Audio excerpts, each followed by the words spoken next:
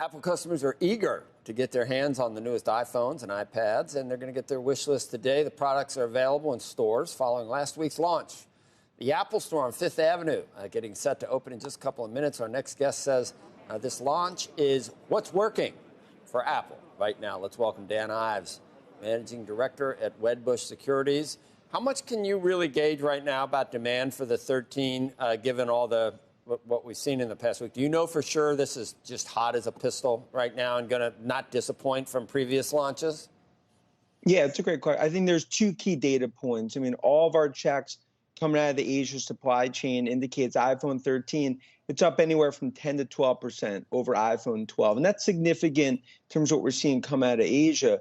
But if you look at pre-order activity, it's up on the bottom, up called 20%, and on the high end up 30% plus in areas such as China. I think coming out of the gates, this looks robust, continues to be an underestimated upgrade cycle by the street. And I think this is just the start of an upward trend. That's why we think there's a $3 trillion market cap going in 2022.